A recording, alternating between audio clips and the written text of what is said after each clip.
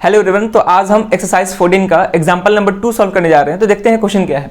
Question है a kite is flying attached to a thread which is 165 metre long. The thread makes an angle of 30 degree with the ground. Find the height of the kite from the ground assuming that there is no slack in the thread. ठीक है, तो इस question का पहले हम figure बनाएंगे, diagram बनाएंगे, उसके बाद हम जो भी चीज दिया है क्वेश्चन में उसको हम फाइंड करेंगे। क्लियर है? और इस तरह का क्वेश्चन हम एनसीईआरटी में भी सॉल्व कर चुके हैं। तो पहले हम डायग्राम बनाते हैं। तो पहले हम ग्राउंड को रिप्रेजेंट करेंगे। तो ग्राउंड को कभी भी हम हॉरिजॉन्टल लाइन से रिप्रेजेंट करते हैं। तो ये मान लेते हैं मेरा ग्राउंड है। अब ग्राउंड से कुछ हाइट पे, ठीक है, कुछ ऊंचाई पे एक पतंग उड़ रहा है।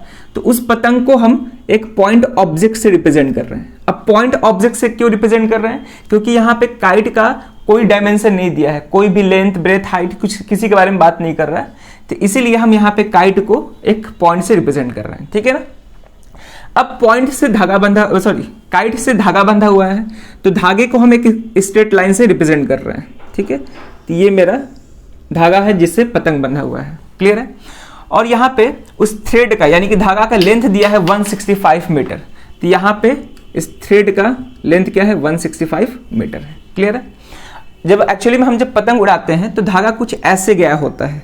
ठीक है, आप लोग देखे होंगे कुछ बेंड टाइप का गया होता है धागा, और यहाँ पे मेरा ऐसे पतंग है, ठीक है, इससे जुड़ा होता है, ऐसे गया रहता है। लेकिन हम धागे को ऐसे ना दिखा के एक स्ट्रेट लाइन से रिप्रेजेंट करेंगे। ऐसा इसलिए क्योंकि क्वेश्चन में दिया है कि धागे में कोई भी स्लैक नहीं है। स्लैक का मतलब होता है बेंडिंग, कोई भी बेंडिंग नहीं है। क्लियर है? चलो अब देखेंगे ध्यान से। अब क्वेश्चन आगे क्या है? क्वेश्चन बोल रहा है कि the thread makes an angle of 30 degree with the ground. ठीक है, ये जो थ्रेड है, ये धागा जो है ग्राउंड से 30 डिग्री का एंगल बना रहा है। तो ये जो एंगल है वो कितना है? 30 डिग्री का है। और ये मेरा एंगल ऑफ एलिवेशन होगा, क्योंकि जो भी पॉइंट है वो पॉइंट हॉरिजॉन्टल लाइन से ऊपर है। तो उस केस में जो भी एंगल बनेगा किसके बीच में? लाइन ऑफ साइट और हॉरिजॉन्टल लाइन के बीच में, वो कितना होगा? 30 डिग्री होगा। एक्चुअली में यहाँ पे ये जो थ्रेड है लाइन ऑफ साइट की तरह बिहेव कर रहा है। क्लियर है? चलो अब हमको क्या फाइंड करना है? Find the height of the kite from the ground. तो हमको काइट का हाइट पता करना है, ग्राउंड से कितना होगा। तो कभी भी हाइट का बात करें ना, तो उस केस में हम हमेशा परपेंडिकुलर डिस्टेंस लेते हैं। ग्राउंड से हमेशा परपेंडिकुलर डिस्टेंस। तो ये मेरा परपेंडिकुलर डिस्टेंस है, तो इसी डिस्टेंस का लेंथ पता करना है। तो इसको हम ए बी से रिप्रेजेंट कर रहे हैं। काइट को ए से, इस पॉइंट को बी से, और इस पॉइंट को सी से। यानी कि हमको ए बी का लेंथ पता करना है कि क्या होगा। चलो क्वेश्चन समझ में आ गया होगा।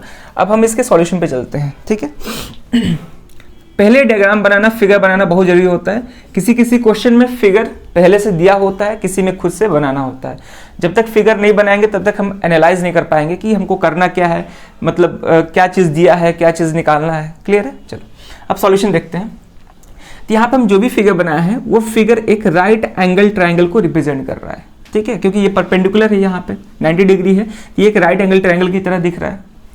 अब इस ट्राइंगल में क्या डाटा गिवन है, क्या चीज हमको मालूम है? तो यहाँ पे हमको एक एंगल मालूम है, और इस ट्राइंगल में एक साइड का लेंथ मालूम है। और हमको करना क्या है कि दूसरे साइड का लेंथ पता करना है, यानी कि ए बी का लेंथ पता करना है। अब कैसे करेंगे? तो यहाँ पे हम ट्रिग्नोमेट्रिक रेशियोज का कंसेप्ट यूज करके सॉल्व करते हैं। ठीक है, वैसे भी हम बता चुके हैं, जब एनसीईआरटी के क्वेश्चंस को सॉल्व कर रहे थे तो काफी डिटेल में डिस्कशन किए थे कि इस तरह के क्वेश्चंस को सॉल्व करने के लिए हाइट एंड डिस्टेंस में हम ट्रिग्नोमेट्रिक रेशियोज के कंसेप्ट को यूज करते हैं। बल्कि सारे ट्रिग्नोमेट्रिक का कंसेप्ट वहां पर यूज होता है, एंगल्स का, सारे चीज का। ठीक है, चलो तो यहाँ पे हम ट्रिग्नोमेट्रिक रेशियोज लगाएंगे। तो उस केस में हमको पहले थीटा चाहिए। तो थीटा क्या होगा? 30 डिग्री होगा। ये मेरा थीटा की तरह बिहेव कर रहा है। अब थीटा के रिस्पेक्ट में जो सामने वाला साइड होता है वो परपेंडिकुलर होता है, ये साइड बेस होता है, और ये क्या होता है? हाइपोटेनस। हाइपोटेनस तो नोन होता है कि जो 90 डिग्री के अपोजिट वाला साइड होता है वो हाइपोटेनस होता है। क्लियर है? तो इस ट्राइंगल में हाइपोटेनस मालूम है, परपेंडिकुलर निकालना है। अब क्वेश्चन ये है कि कौन सा टी रेशियो जो होता है परपेंडिकुलर और हाइपोटेनस के साथ रिलेशन रखता है। तो पहला साइन होता है, दूसरा कॉसेक होता है। तो कॉसेक तो साइन का रेसिप्रोकल होता है, तो साइन से ही काम हो जाएगा। ठीक है, तो यहाँ पे हम साइन का यूज करके इस साइड को हम निकालेंगे, यानी कि परपेंडिकुलर को फाइंड करने का कोशिश करेंगे। ठीक है, करते हैं। तो लिखेंगे, स्टेटमेंट लिख सकते हैं कि let A B the position of kite and C B the position of the observer. Actually में ऑब्जर्वर दिया नहीं गया है, लेकिन हम लिख सकते हैं। ठीक है, तो इतना कुछ लिखने की जरूरत नहीं है, हम डायरेक्ट फिगर को ही एनालाइज करके सॉल्व कर रहे हैं। ठीक है, एग्जाम में भी आप लोग सॉल्व कर सकते हैं। तो लिखेंगे in triangle A B C, actually में राइट एंगल ट्राइंगल है तो इन राइट एंगल ट्राइंगल भी लिख सकते हैं, in right angle triangle A B C, ठीक है। एबीसी राइट एंगल ट्राइंगल में हम क्या करेंगे, साइन 30 डिग्री का यूज करेंगे। साइन 30 डिग्री इजकल टू, तो साइन थीटा क्या होता है, परपेंडिकुलर अपॉन हाइपोटेनस, तो इस 30 डिग्री के लिए परपेंडिकुलर है तो यानी हो जाएगा ए बी, हाइपोटेनस क्या है ए सी हो जाएगा, क्लियर है। इसको फर्दर सॉल्व करेंगे, साइन 30 डिग्री का वैल्यू क्या होता है 1/2, वैल्यूज याद होने चाहिए डिफरेंट एंगल्स के लिए, ठीक है ना। बेसिकली 30 डिग्री और 60 डिग्री 45 डिग्री के लिए, ये तीन के लिए 30, 60 और 45। तो साइन 30 डिग्री 1/2 होता है is equal to A B divide by A C का लेंथ मालूम है 165, क्लियर है। चलो तो हमको ए बी चाहिए, ए बी ही तो क्या है हाइट ऑफ, यहां पर लिख सकते हैं कि let A B B the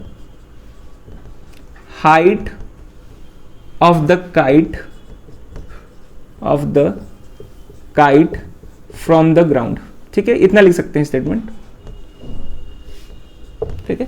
A be with the height of the kite from the ground, तो यहां से हमको ए बी निकालना होगा तो क्रॉस मल्टीप्लाई करेंगे तो 165 1 से मल्टीप्लाई होगा तो 165/2 और इधर केवल ए बी बच गया, ठीक है। तो यहां से ए बी आ जाएगा 165/2 को 2 से डिवाइड करेंगे ये हो जाएगा 82.5 मीटर, ठीक है। तो ए बी का वैल्यू कितना आ गया 82.5 मीटर, तो therefore height of kite from the ground कितना आ गया 82.5 मीटर, ठीक है। यही हमको फाइंड करना था, height of the kite find करना था ग्राउंड से, ठीक है। तो काफी सिंपल क्वेश्चन था, इसमें केवल हाइट ही पता करना था और कोई दूसरा इसमें कुछ ऐसा दिया नहीं गया था जिसको फाइंड करना है, ठीक है। तो सिंपल था, तो इस वीडियो में यही क्वेश्चन रहेगा। अब मिलते हैं नेक्स्ट वीडियो में नए क्वेश्चन के साथ। Thank you.